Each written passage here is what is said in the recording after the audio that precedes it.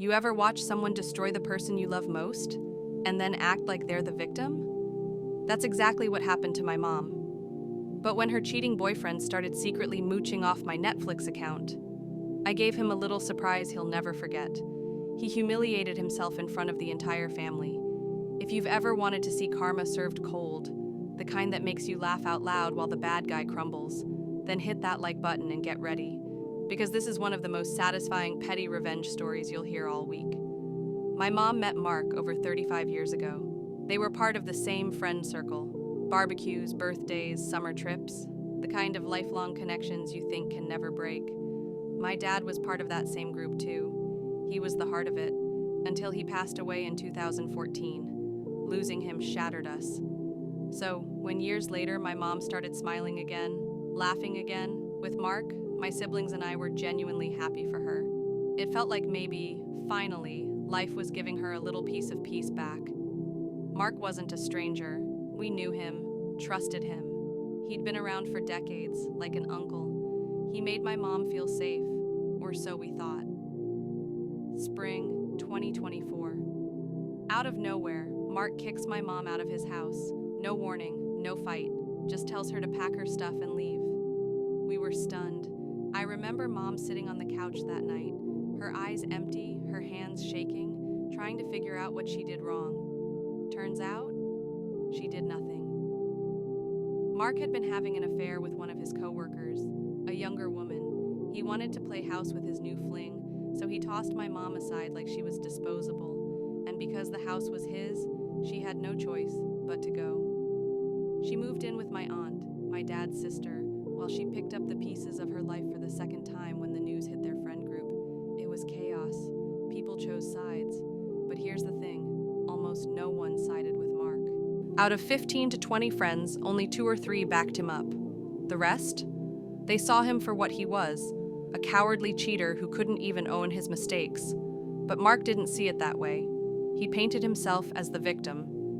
He told everyone my mom was dramatic, too emotional, too needy, classic cheater behavior.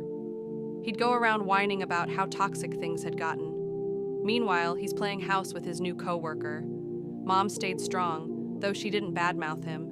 She focused on healing.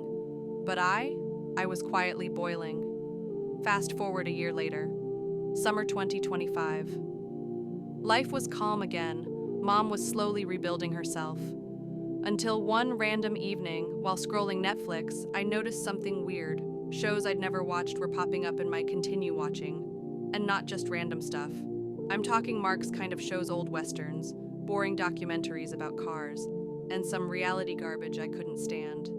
At first I thought maybe someone in my house watched them, but then I saw it. A brand new Netflix profile named Mark. He didn't even try to hide it. My jaw literally dropped.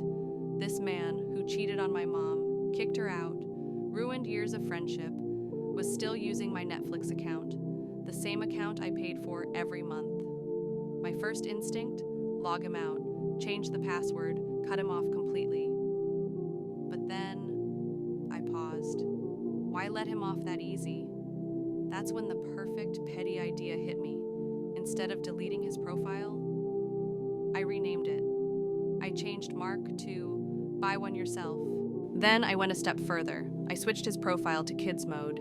That meant he could only watch PG-rated shows. No thrillers, no dramas, not even a decent movie. Just cartoons, nursery rhymes, and kid shows Paw Patrol, Peppa Pig, Bluey. I swear I almost cried laughing while doing it. Now, here's where it gets even better. The exact same day I made the change, my mom and Mark were both invited to a birthday party at my aunt's house. My aunt, being my dad's sister, still kept close with everyone from that friend group. She didn't want to invite Mark, but since it was a full group event, she felt she had no choice. And get this, he actually had the audacity to bring his new girlfriend, the same coworker he cheated with.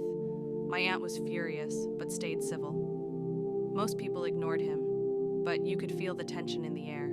And while all that was happening, Mark was probably at home earlier that day, trying to unwind by watching Netflix, only to find his profile renamed to Buy One Yourself. Imagine the look on his face when he clicked it, and all he could see were kids' cartoons. Later that night, after the party ended, I called my mom. Me. Hey mom, I need to tell you something. Her. Oh no, what happened? Me. Remember how I used to watch Netflix at Mark's place? Well, I guess I forgot to log out, and apparently he's been using my account. Her. You're kidding me. After everything he did? Me. Oh, I'm not done. I renamed his profile to Buy One Yourself and turned it into kids mode. There was a long silence. And then she burst out laughing, like full on, can't breathe, tears streaming laughter. She told everyone at the party about it. Apparently, by the end of the night, the entire friend group was laughing so hard, people were crying. Even my aunt's husband, who's usually serious, couldn't stop chuckling. Mom said it was the highlight of the night. By the next day, even my grandma heard about it, and when she called me, she said through her laughter, "Oh, honey, that man deserved every second of it." And you know what? She still brings it up sometimes. Every time the family gets together, someone mentions, "Hey, remember when Mark got stuck in kids mode?" And we all just lose it again. Now, don't get me wrong, I know this was petty. It wasn't world-changing revenge. But sometimes the smallest acts of justice are the sweetest. It wasn't about destroying his life. It was about taking back a little bit of the power he stole from my mom. He took her dignity, her trust, and her peace. But in the end, he couldn't even keep a Netflix password without being reminded of who he truly is. A selfish man who lost everything good in his life because of his own choices. And the fact that he got humiliated by a kid's profile named Buy One Yourself. That's poetic justice at its finest. Mark never confronted me about it, probably too embarrassed. But through the grapevine, I heard he eventually created his own Netflix account. And you know what? Good for him. He finally learned to buy one himself. Meanwhile, my mom? She's thriving. She's surrounded by people who actually respect her. And every time she wants to smile, all she has to do is open Netflix. And remember that somewhere out there, a grown man was once stuck watching Bluey.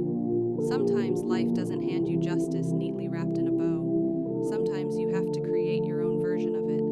And whether that's through forgiveness or through a perfectly timed petty revenge, it's about taking your peace back. If this story made you smile or gave you that satisfying "he got what he deserved" feeling, smash that like button, subscribe,